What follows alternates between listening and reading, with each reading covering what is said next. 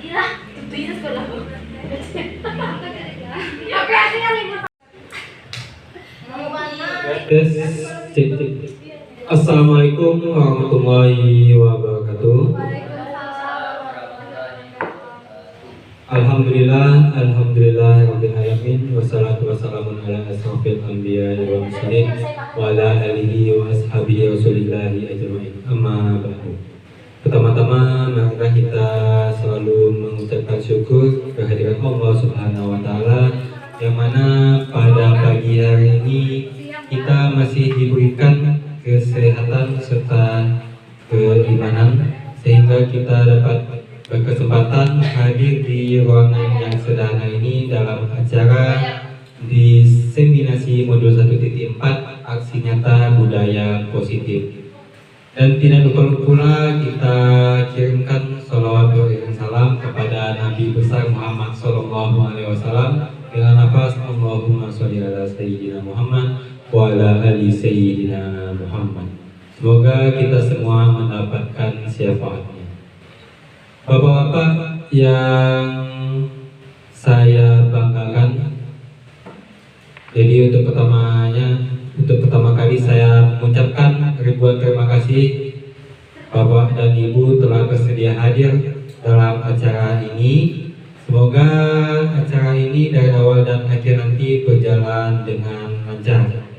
Oke, masih semangat Bapak Ibu? Alhamdulillah. Oke, kita akan menyajikan diseminasi modul 1.4 aksi nyata budaya positif yang akan kita aplikasikan pada lingkungan sekolah kita.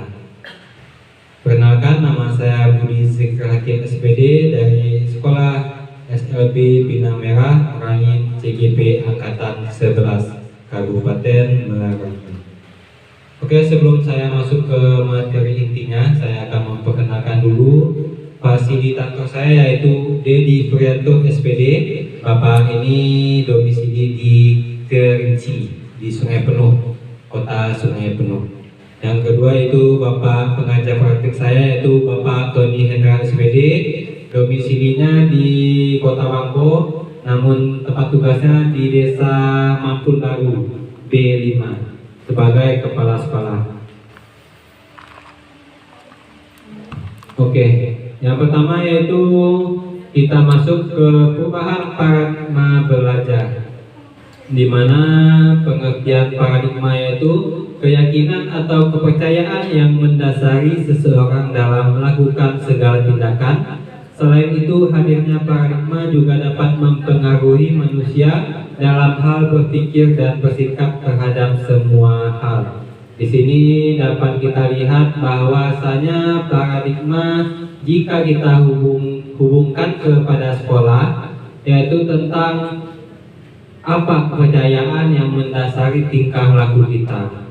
Tentunya untuk paradigma sekolah nanti kita berupaya untuk menyatukannya supaya tujuan paradigma sekolah kita ini tercapai dengan baik.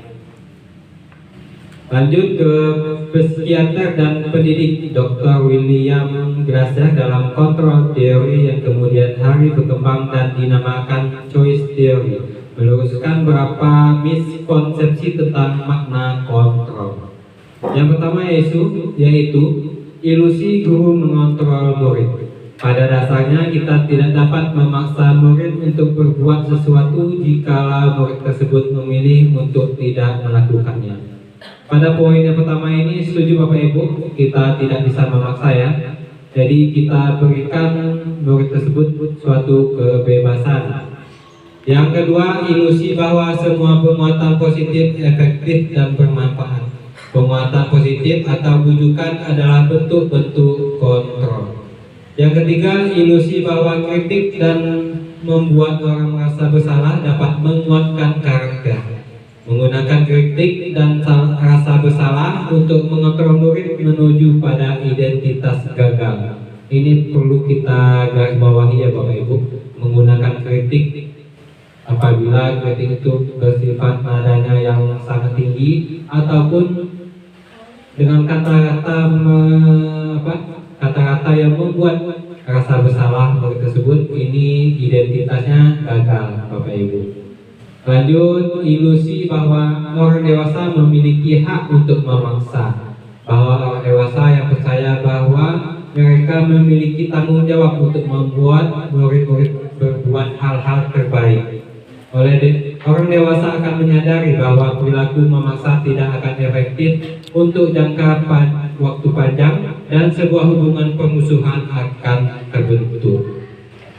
Mungkin di sini kita bisa merasakan semua ya Bapak Ibu, apabila berdasarkan pengalaman kita, apabila orang dewasa selalu menyuruh kita, selalu, pasti lama-lama ada sifat dongkol. Lama-lama akan timbulnya permusuhan.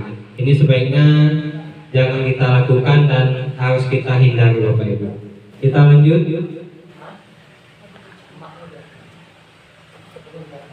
Jadi seorang guru harus memiliki kemampuan yang mewujudkan budaya positif. Di budaya positif ini ada 5 nilai-nilai. Yang pertama yaitu disiplin positif. Yang kedua, motivasi perilaku manusia. Yang ketiga, posisi kontrol restitusi. Yang keempat, keyakinan kelas. Yang kelima, segitiga restitusi. Jadi ada 5 pembahasan yang akan segera kita bahas selanjutnya. Oke, kita masuk di disiplin positif, yaitu suatu cara menerapkan disiplin yang mengajarkan anak bertanggung jawab dan menumbuhkan kesadaran diri berdasarkan nilai-nilai kebajikan. Lanjut, tujuannya yaitu menanamkan motivasi intrinsik yang berupa suatu keinginan diri serta menghargai dirinya dengan nilai-nilai yang mereka percayai. Motivasi ini akan berdampak untuk jangka panjang dan tidak akan berpengaruh dengan adanya hukuman ataupun hadiah. Di sini dengan jelas kita lihat di sini bagaimana kita akan membentuk motivasi intrinsik kepada peserta didik kita. Kita lanjut. Ini adalah nilai-nilai kebajikan.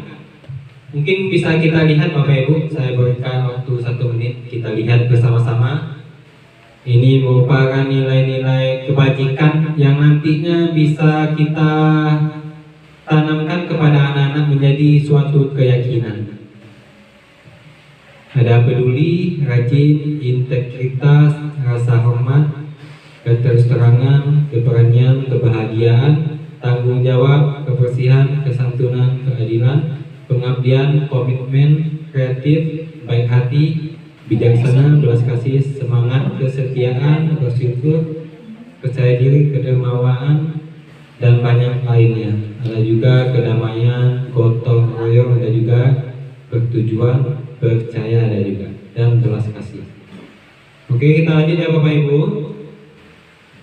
Oke, kita masuk dalam pertanyaan pemantik.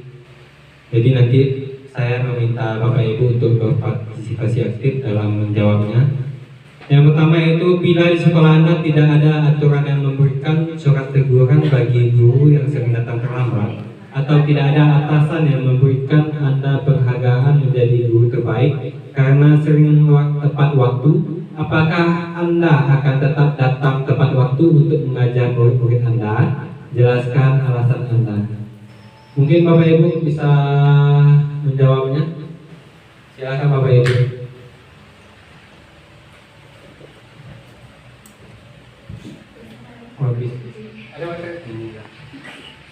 Mungkin Ibu Jessi atau Ibu Bujan. Ya.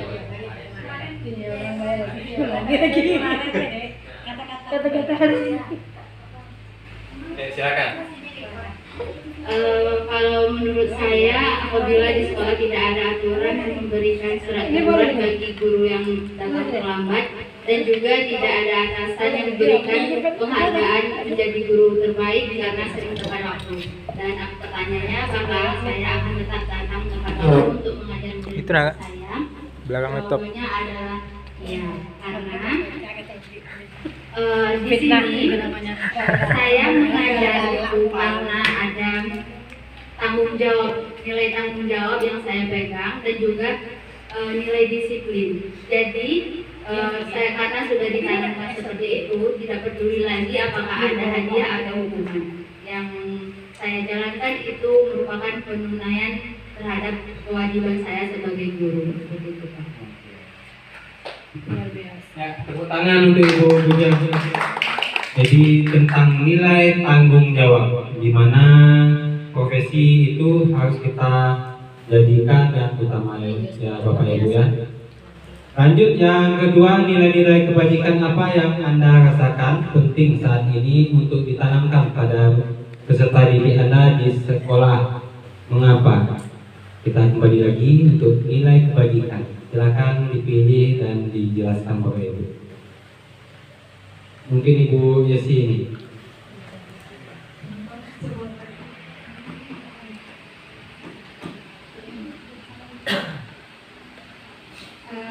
Nilai-nilai kebajikan yang saat ini penting untuk diterapkan, kalau menurut saya, berapa Pak? Bukti satu aja ya. Nah, itu nilai toleransi, karena pada saat ini menurut saya itu yang penting untuk kita terapkan di sekolah. Kalau di dalam kelas, contohnya di dalam kelas saya itu kelas tunarungu. Di sekolah kita memakai sistem isyarat bahasa Indonesia atau yang biasa kita kenal dengan CD. Sedangkan anak-anak kita berkomunikasi dengan teman-teman di luar itu memakainya di Sido. Nah, seringkali di Sido dan CD kan agak berbeda. Kadang anak-anak itu nggak mau, marah, menolak, dan kadang mengejek kayak apa sih nggak seperti itu yang saya tahu kayak gitu kan. Nah, jadi kita menanamkan sikap toleransi, walaupun bahasanya berbeda, tapi makna yang mau kita tuju itu sama. Jadi apa ya, menanamkan ke mereka kalau nggak apa-apa beda, kita sama-sama belajar. Mereka jadi tahu segi dan kita jadi tahu di sini, seperti itu. Terima kasih. Oke, terima kasih Ibu Yesi. Jadi kebanyakan di luar lingkungan sekolah memakai bahasa Bisingdo, tapi mempunyai makna dan tujuan yang sama juga, Bapak Ibu. Sama, cuman Betul. beda bahasanya. Oh gitu. Oke, mungkin ada lagi Ibu Yesi itu sudah menyampaikan satu nilai, yaitu tentang nilai toleransi. Mungkin ada lagi Bapak Ibu. Kita lanjut. Oke, kita lanjut ke motivasi perilaku manusia. Jadi setiap perilaku manusia ada dasarnya, ada tujuannya, dan ada penyebabnya. Kita masuk di buku Dian Kosen dalam bukunya Rest Truth During School Discipline.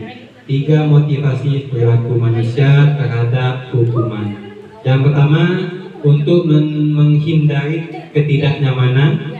Yang kedua, untuk mendapatkan imbalan atau penghargaan dari orang lain. Yang ketiga, untuk menjadi orang yang mereka inginkan dan menghargai diri sendiri dengan nilai-nilai yang mereka percaya. Dari ketiga nilai ini, Bapak Ibu pilih yang mana? Pilih yang mana Bapak Ibu? Untuk poin 1, untuk menghindari tindakan ketidaknyamanan, masih kita pilih Bapak Ibu? Tidak? Oke. Yang kedua, untuk mendapatkan imbalan atau penghargaan dari orang lain, masih bisa kita terapkan? Tidak? Ya, kita lanjut yang ketiga, untuk menjadi orang yang mereka inginkan. Jadi motivasi perilaku itu sebaiknya berdasarkan dari diri kita, yaitu intrinsik dari dalam diri. Kita lanjut Bapak Ibu. Hukuman, konsekuensi, dan restitusi. Hukuman bersifat tidak terencana atau tiba-tiba. Anak atau murid tidak tahu apa yang akan terjadi dan tidak dilibatkan. Hukuman bersifat satu arah dari pihak guru yang memberikan dan murid hanya menerima suatu hukuman tanpa melalui suatu kesepakatan. Hukuman yang diberikan bisa berupa fisik maupun psikis. Peserta didik disakiti oleh suatu perbuatan atau kata-kata. Jadi perlu kita ingat Bapak Ibu, hukuman ini dasarnya mendadak, tiba-tiba aja tanpa adanya kesepakatan, baik itu kesepakatan kelas maupun kesepakatan sekolah. Yang kedua yaitu konsekuensi sudah terencana atau sudah disepakati, sudah dibahas dan disetujui oleh peserta didik dan guru. Umumnya bentuk-bentuk konsekuensi dibuat oleh pihak guru atau sekolah dan murid sudah mengetahui sebelumnya konsekuensi yang akan diterima bila ada pelanggaran.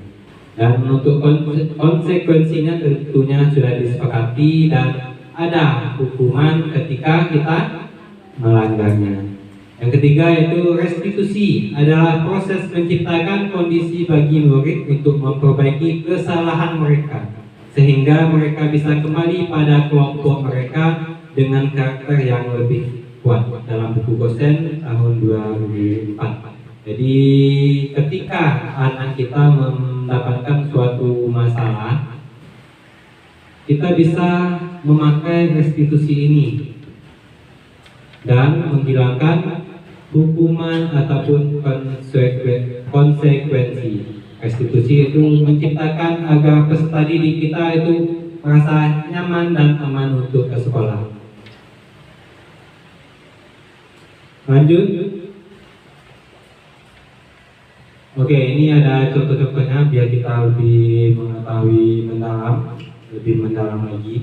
Hukuman, konsekuensi, dan restitusi. Hukuman contohnya dibuat guru tiba-tiba tidak diharapkan atau sangat melukai, murid atau anak membenci peraturan, murid atau anak belajar menyembunyikan kesalahan. Ini bisa menyebabkan tindakan tidak kejujuran.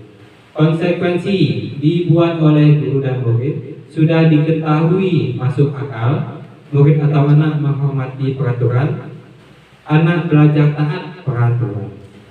Yang restitusi dibuat anak berupa undangan mengadakan restitusi, murid atau anak menghormati dirinya dan orang lain, murid atau anak belajar memecahkan masalah. Jadi sebaiknya kedepannya kita akan menggunakan restitusi, di mana peserta didik ini mempunyai suatu keyakinan dan dia akan bisa menganalisa masalahnya untuk menganalisis masalahnya untuk dapat dipecahkan dengan baik dan dapat berubah dari hati yang paling ke dalam. Oke, kita lanjut Bapak Ibu. Oke, ini ada lagi pertanyaan pemantik yang kedua ini. Hukuman atau konsekuensi. Jadi kita jawab sama-sama aja ya.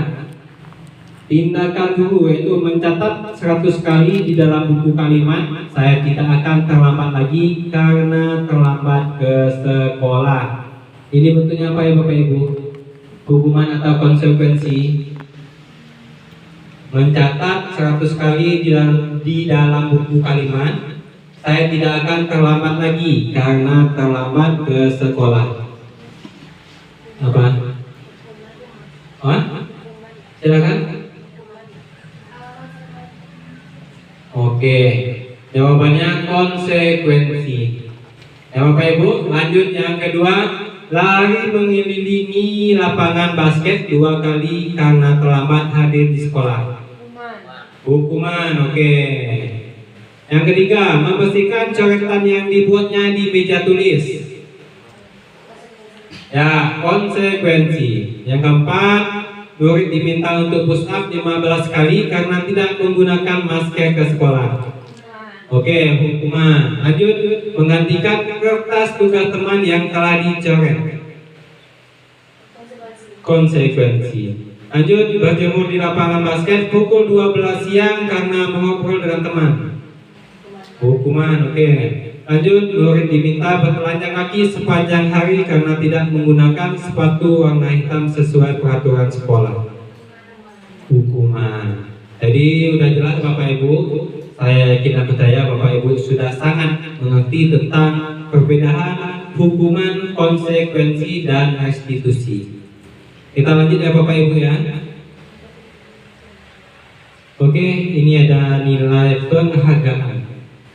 Dihukum oleh penghargaan saat kita berulang kali menjanjikan hadiah kepada anak-anak agar berperilaku bertanggung jawab, atau kepada seorang murid agar mempelajari sesuatu yang baru, atau kepada seorang karyawan agar melakukan pekerjaan yang berkualitas.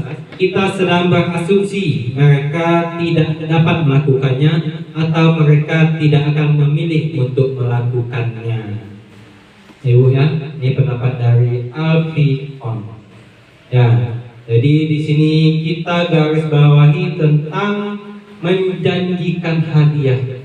Jadi lama-lama bisa jadi kebiasaan. Jadi nanti saya contoh aja, misalnya saya meminta tolong sama Bu Puja. Bu Puja tolong, mungkin sekali 5 menit, mau kan? Bu Puja tolong lagi 2 kali. Yang ketiga kali mungkin tidak mau lagi kan, tanpa adanya hadiah atau uang tip. Ya, Ibu. Oke, lanjut. Pengaruh jangka pendek dan jangka panjangnya. Penghargaan efektif jika kita menginginkan seseorang melakukan sesuatu yang kita inginkan dalam jangka waktu pendek. Ini udah jelas ya Bapak Ibu. Dalam jangka waktu pendek itu bisa tuh. Yang kedua, jika kita menggunakan penghargaan lagi dan lagi, maka orang tersebut akan bergantung pada penghargaan yang diberikan serta kehilangan motivasi dari dalam. Bergantung dia, Bapak Ibu. Jadi tidak bisa dia bersifat mandiri. Sementara kalau di nilai profil pelajar Pancasila, kita harus menerapkan nilai-nilai mandiri ya Bapak Ibu ya. Yang selanjutnya, jika kita mendapatkan penghargaan untuk melakukan sesuatu yang baik, maka selain kita senantiasa berharap mendapatkan penghargaan tersebut lagi, kita pun menjadi tidak menyadari tindakan baik yang kita lakukan. Jadi setiap manusia jangan terlalu berharap yang belum kita dapatkan ini Bapak Ibu. Jadi ada 3 yang kita inginkan, bergantung dan berharap. Ini merupakan kata kunci supaya untuk mendapatkan penghargaan ini kita sebaiknya menolong dengan ikhlas. Tingkatkan lagi keikhlasan kita. Dan kalau memang tidak bisa, kita bilang aja maaf, tidak bisa atau belum bisa. Oke. Mungkin ini ada yang bertanya tentang masalah penghargaan. Misalnya ini ada yang terbaik dalam satu lokal, juara 1, nanti diberikan hadiah ya. Atau sudah, ayo anak-anak nanti kita sholat, siapa yang duluan itu nanti diberikan hadiah. Menurut Bapak Ibu itu dibolehkan atau enggak? Tentang pemberian hadiah ya, mungkin Ibu Ica dapat memberikan tanggapannya. Terima kasih.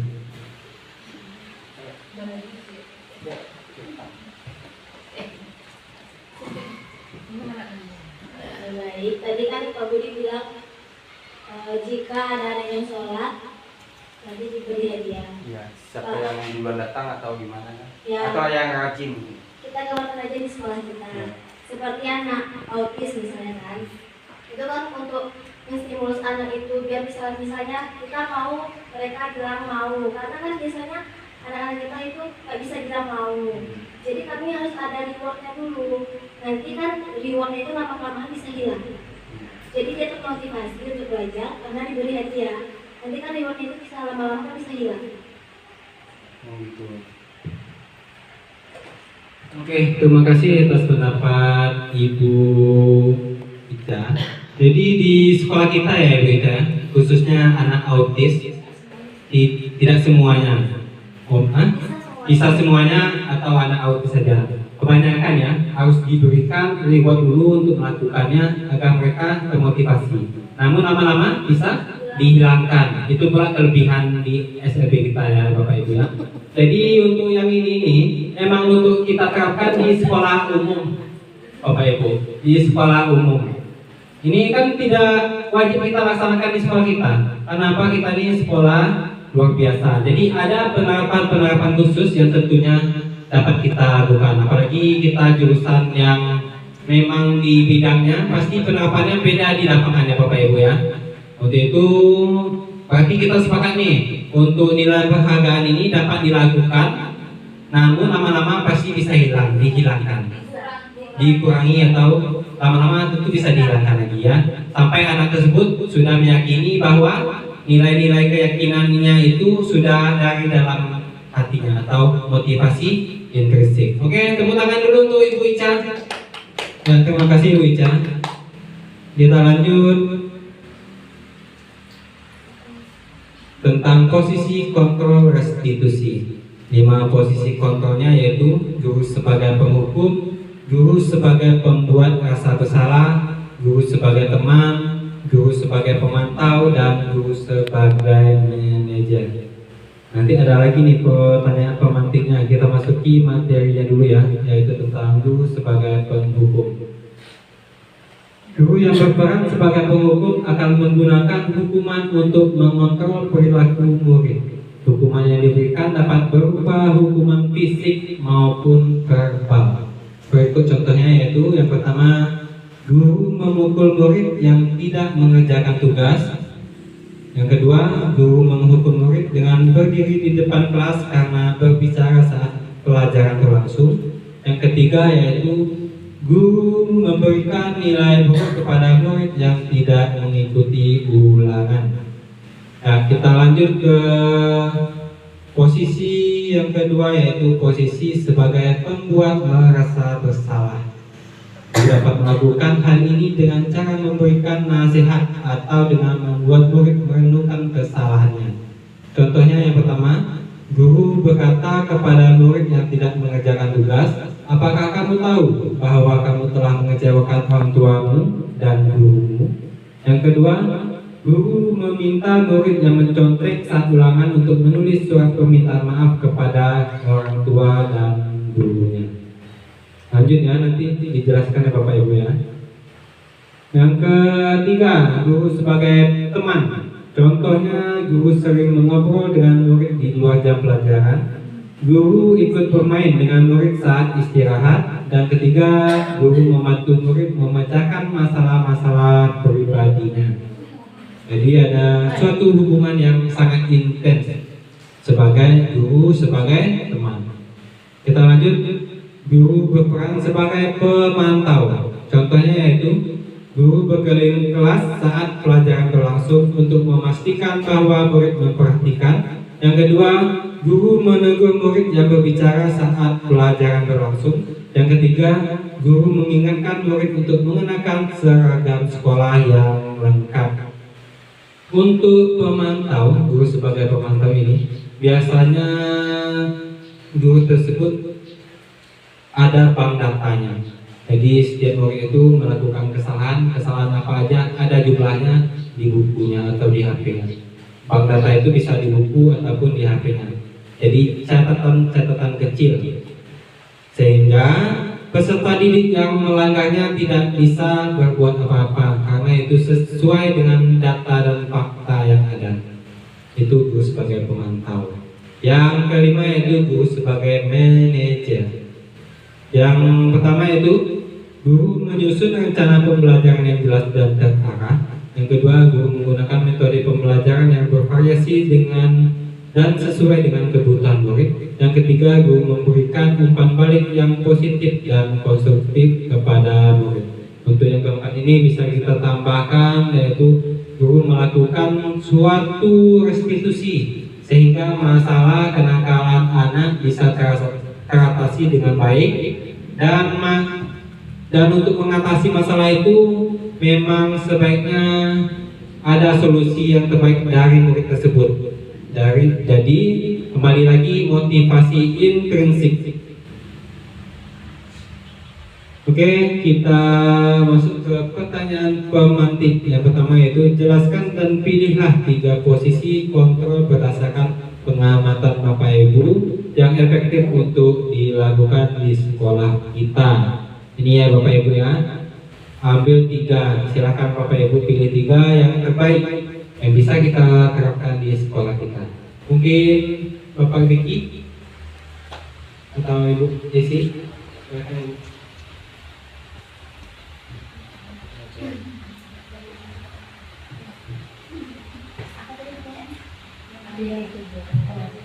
Menurut saya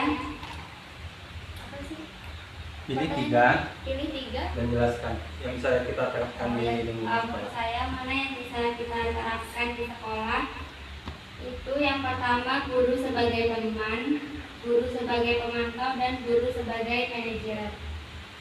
Guru sebagai teman itu karena apa ya, kita lebih ke pendekatan emosional,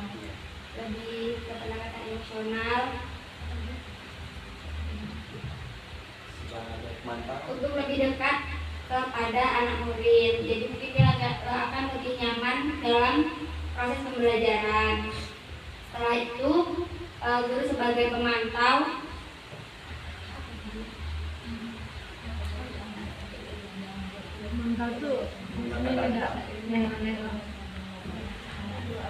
mantau anak di kelas itu kalau ada dakarnya apa gitu.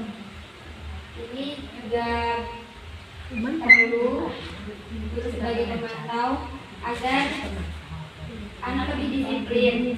Dan kita kan guru sebagai pemantau ini kita punya catatan-catatan sendiri. Jadi saat kita melakukan apa namanya itu, Coaching. Tahu. kita nggak cuma omong kosong gitu, kita Iya. punya buktinya. Jadi anak tuh bukan kayak kita marah tanpa alasan atau kita mendisiplinkan tanpa alasan. Jadi kita punya bukti-buktinya sehingga anak menerima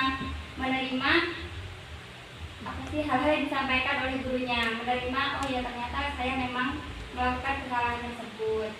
Yang ketiga, guru sebagai manajer ini memang perlu karena kita guru kan membuat perangkat. Ibu atau Ibu apa? Bu Desa mungkin silakan. Ibu sebagai pengukur pemahamannya seperti apa? Terima kasih. Baik, menurut saya untuk guru sebagai penghukum itu seperti misalnya anak itu berbuat salah. Nah, di sini guru itu memberi hukuman kepada anak tersebut. Nah, menurut saya ini tidak bisa kita terapkan di sekolah kita karena untuk anak kita mendapatkan hukuman seperti diberi tugas atau dan lain sebagainya itu bukan apa ya, bukan cara untuk kita memberitahu kepada anak kita kalau itu hal yang salah gitu. Mungkin ada cara yang lain, kita bisa bicarakan dengan baik, kita beri contoh dengan baik, yang benar itu bagaimana, begitu menurut saya. Terima kasih.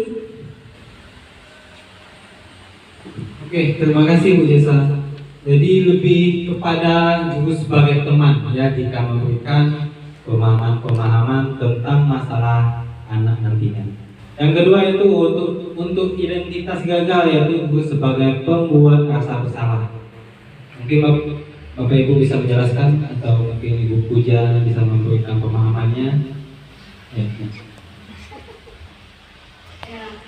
Guru sebagai pembuat rasa bersalah. Misalnya ya, ada seorang murid yang tidak mengerjakan tugas atau membuat tugas dengan cara yang curang. Nah, kalau kita sebagai guru kita menghukum anak tersebut dengan kamu ini mencontek ya, tidak baik, kamu mengecewakan orang tua dan lain-lain seperti ini. Nah, itu nanti akan timbul rasa bersalah, terus adanya penyesalan di dalam di dalam diri anak, dan itu akan berakhir dengan rasa tidak nyaman. Nah, akhirnya anak merasa tidak nyaman dalam belajar, dan juga anak merasa malu atau tidak confidence lagi bertemu dengan gurunya seperti itu. Jadi terjadi tidak ada bonding lagi atau trust anak sama guru seperti itu, Pak.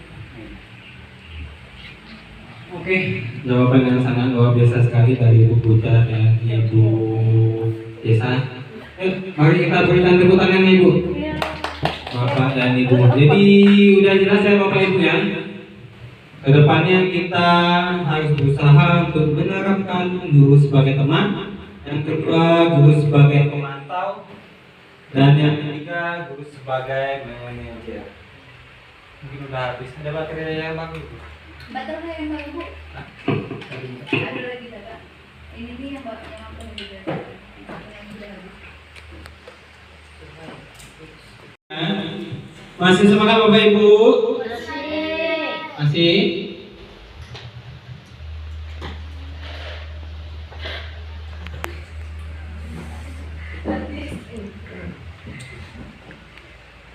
Oke, kita masuk ke kebutuhan dasar manusia. Yang pertama yaitu kebutuhan bertahan hidup atau survival. Adalah kebutuhan yang bersifat fisiologis untuk bertahan hidup, misalnya kesehatan, rumah, dan makan. Kebutuhan biologis sebagai bagian dari proses reproduksi, termasuk kebutuhan untuk tetap bertahan hidup. Lanjut yang kedua yaitu kasih sayang dan rasa diterima. Kebutuhan ini dan tiga kebutuhan berikutnya adalah kebutuhan psikologis, kebutuhan untuk disayangi dan diterima meliputi kebutuhan akan hubungan dan koneksi sosial, kebutuhan untuk memberi dan menerima kasih sayang, dan kebutuhan untuk merasa menjadi bagian dari suatu kelompok. Untuk poin yang kedua yaitu kasih sayang dan rasa diterima. Bapak Ibu sudah merasakan hal ini? Jadi untuk kasih sayang dan rasa diterima ini, kita lihat saja untuk masalah anak kita ya. Salah satu masalah anak kita, mungkin bisa kita sebutkan namanya, boleh? Atau nanti aja ya, inisial aja. Inisial itu A. Jadi permasalahannya tentang perceraian. Kalau bahasa Inggrisnya apa Bapak Ibu? Divorce. Jadi ini dampaknya sangat panjang Bapak Ibu ya, di mana kasih sayang ini dan ataupun rasa diterima ini tidak terdapatkan dalam diri beliau. Jadi ini untuk kebutuhan dasar manusia sudah dapat kita lihat di poin 2 atas nama inisial A ini tidak didapatkan. Sementara 5 kebutuhan itu harusnya kita bisa penuhi. Kita lanjut yang ketiga yaitu kebebasan.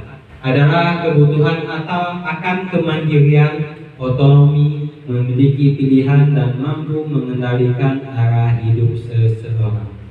Itulah di mana Merdeka Belajar ini memberikan suatu kebebasan. Ataupun mungkin dulu setiap wali kelas atau guru magang mungkin terbebani akan ini pengajarannya metode ini harus ini. Metode ini harus bersifat baku. Namun pada Merdeka Belajar kita bebas mengaplikasikan metode-metode yang kita anggap itu penting untuk peserta didik kita. Tentunya masing-masing peserta didik memiliki kemampuan yang berbeda-beda pula. Daripada itu kita harus merancang suatu pembelajaran yang berdiferensiasi pada siswa. Kebebasannya Bapak Ibu ya. Yang penting Bapak Ibu dalam pengajaran usahakan siswa itu nyaman dan aman. Jadi tetap ceria. Lanjut ya Bapak Ibu. Untuk poin kesenangan adalah kebutuhan untuk mencari kesenangan, bermain dan tertawa. Bayangkan hidup tanpa kenikmatan apapun betapa menyedihkannya. Pada poin kesenangan sudah dapat semua Bapak Ibu? Alhamdulillah. Kita masuk poin penguasaan, kebutuhan pengakuan atas kemampuan. Kebutuhan ini berhubungan dengan kekuatan untuk mencapai sesuatu, menjadi kompeten, menjadi terampil, diakui atas prestasi dan keterampilan kita, didengarkan dan memiliki rasa harga diri. Untuk poin penguasaan. Tentunya kedepannya pasti meningkatkan nilai-nilai percaya diri Bapak Ibu ya. Misalnya contoh aja saya sebagai guru penjas di sekolah ini pasti ingin menjadi yang paling kompeten di bidangnya ya Bapak Ibu, di bidangnya. Apalagi kemarin ini alhamdulillah siswa kita sudah menjuarai juara 3 tingkat provinsi dari 26 peserta untuk pertama kalinya Bapak Ibu. Selama ini usianya udah berapa Bapak Ibu? Usia kita? Usia kita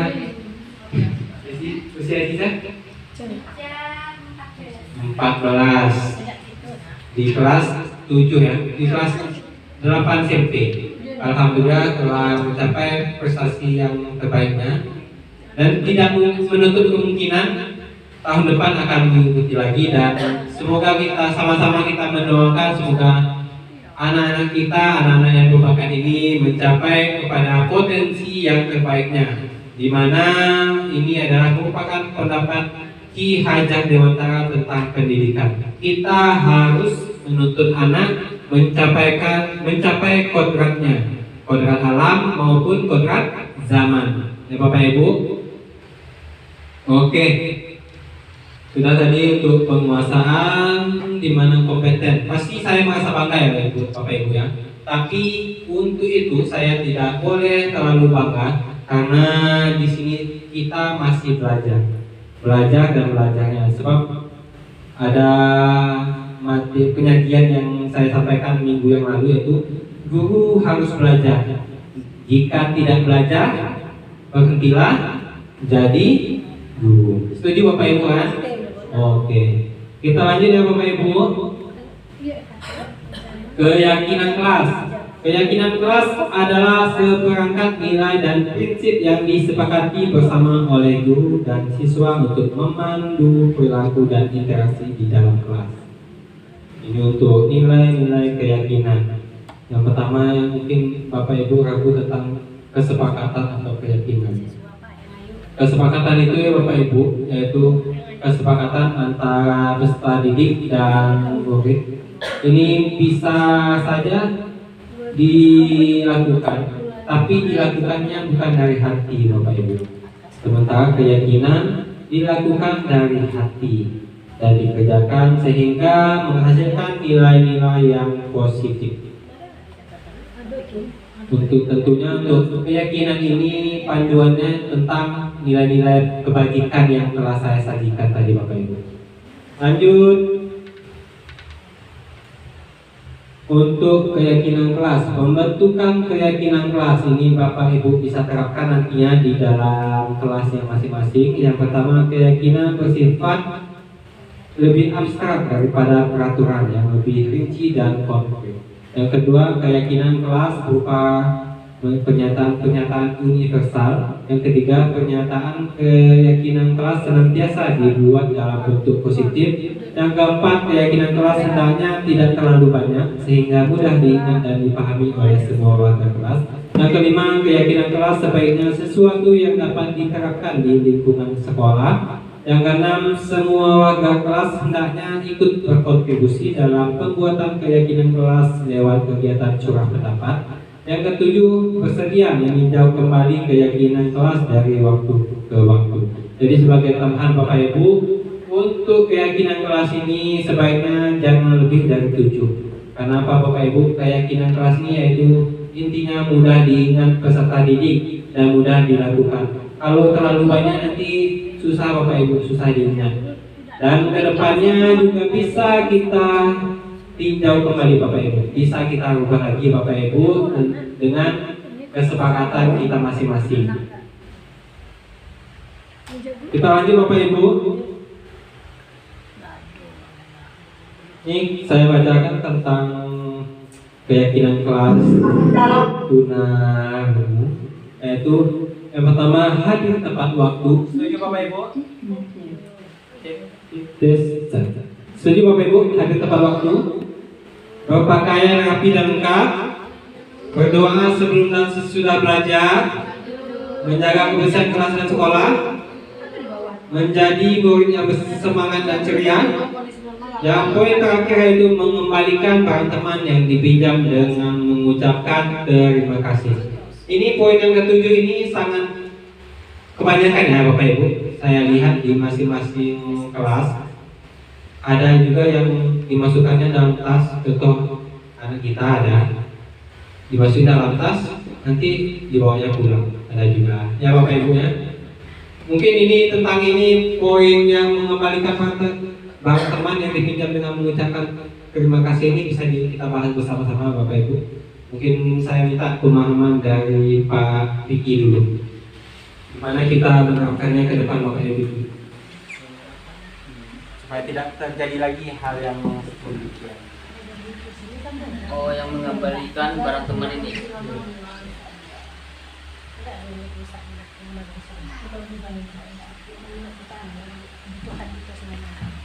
Mengembalikan barang teman itu. Iya. Mengucapkan terima kasih. Ya. Baiklah. Ini poin yang ketujuh, yaitu mengembalikan barang teman yang dipinjam dengan mengucapkan terima kasih. Yang saya sangat setuju dengan poin yang ketujuh ini. Apapun yang dipinjam, setelah kita selesai dikembalikan lagi ke temannya dengan mengucapkan terima kasih. Oke, terima kasih Bapak Vicky. Tentunya kita telah sepakat ya Bapak Ibu ya, untuk membuat keyakinan di lokal masing-masing, di kelas masing-masing itu mengembalikan barang teman. Nanti kita biasakan agar hal ini tidak terulang kembali, karena pengamatan saya setiap lokal pasti ada anak yang seperti itu. Oke, sepakat Bapak Ibu? Oke, kita lanjut ya. Segitiga restitusi ini merupakan materi yang terakhir kita tentang menemukan masalah pada siswa ataupun cara mengatasinya dengan solusi dari siswa tersebut, bukan solusi dari kita, melainkan solusi dari siswa tersebut. Menstabilkan identitas, contohnya bisa kita lihat, kita semua akan melakukan hal terbaik yang bisa kita lakukan. Yang selanjutnya, berbuat salah itu tidak apa-apa. Ini yang bisa kita katakan ya Bapak Ibu ya. Ini contohnya. Jika kita mengatakan berbuat salah itu tidak apa-apa, berarti kita sedang menstabilkan identitas. Yang kedua, tidak ada manusia yang sempurna. Yang ketiga, saya juga pernah melakukan kesalahan seperti itu. Berarti pada poin menstabilkan identitas, kita bisa seakan-akan kita pada posisi peserta didik itu. Jadi kita menstabilkan masalah. Yang selanjutnya yaitu validasi tindakan yang salah. Semua perilaku memiliki alasan. Yang pertama, padahal kamu bisa melakukan yang lebih buruk dari ini ya. Yang kedua, kamu pasti punya alasan mengapa melakukan hal itu. Yang ketiga, kamu patut bangga pada dirimu sendiri karena kamu telah melindungi sesuatu yang penting buatmu. Yang keempat, kamu boleh mempertahankan sikap itu, tapi kamu harus menambahkan sikap yang baru. Dan selanjutnya yaitu menanyakan keyakinan. Kita semua memiliki motivasi internal atau motivasi dari dalam. Yang poinnya yaitu apa nilai-nilai umum yang kita telah sepakati, apa bayangan kita tentang kelas yang ideal, kamu mau jadi orang seperti apa. Pada poin apa nilai-nilai umum yang telah kita sepakati ini, kita bisa lihat pada nilai-nilai kebajikan Bapak Ibu. Nilai kebajikan yang telah saya tayangkan tadi yaitu ada banyak sekali. Ada tanggung jawab, ada rasa hormat, dan banyak lagi Bapak Ibu. Jadi untuk tujuan segitiga restitusi yaitu menemukan solusi atas permasalahan anak ya Bapak Ibu, permasalahan anak dengan solusi tersebut yaitu dari dirinya tersebut, dari diri peserta didik, bukan solusi dari kita.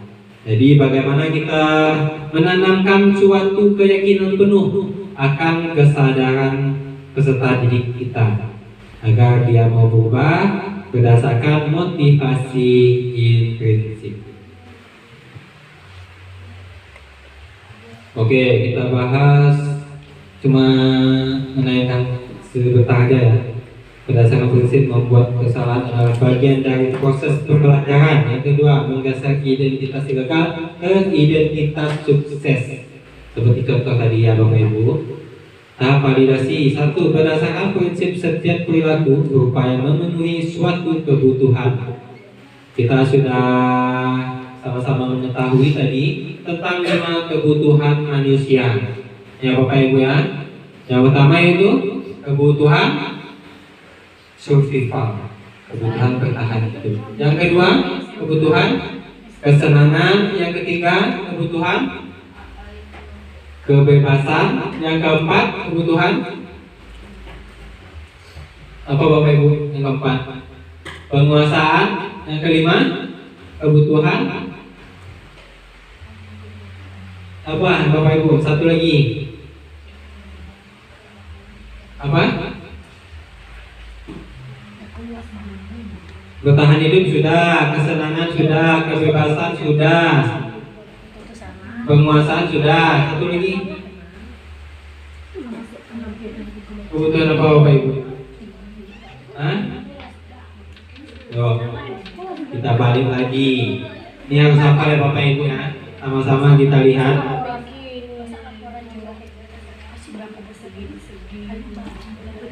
Kebutuhan, kasih sayang dan rasa diterima. Ini wajib kita tanamkan Bapak Ibu.